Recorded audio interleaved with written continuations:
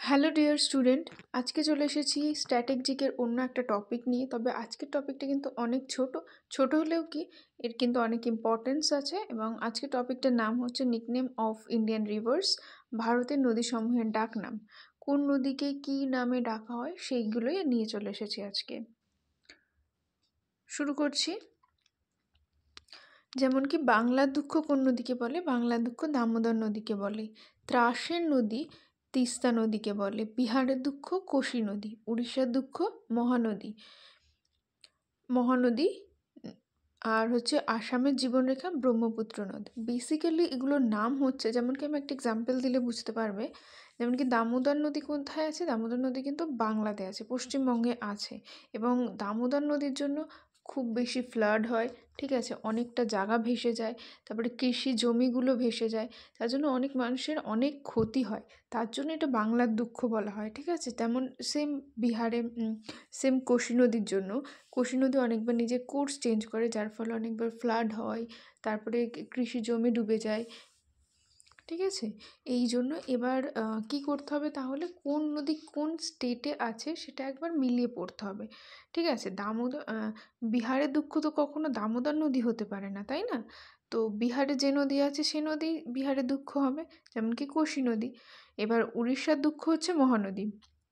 অসমের জীবনরেখা হচ্ছে ব্রহ্মপুত্র নদ।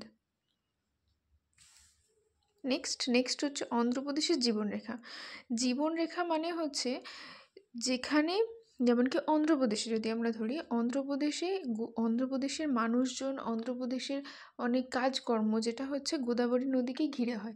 যেমন কি ওখান থেকে ইলেকট্রিসিটি জেনারেট করা, বা কৃষিকাজে সেচের জন্য ব্যবহার করা, বা পানীয় জল, অনেক কাজেই মানুষ ওই নদীটার উপর ডিপেন্ডেন্ট হয়ে থাকে সেই অঞ্চলে।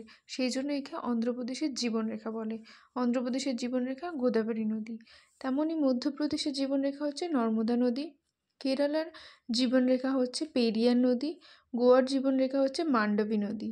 আর সিকিমের জীবনরেখা হচ্ছে তিস্তা নদী। আমরা যদি জানি যে কোন নদীটা কোন স্টেটে আছে, তবে কিন্তু আমাদের কাজ অনেকটা সহজ হয়ে যাবে।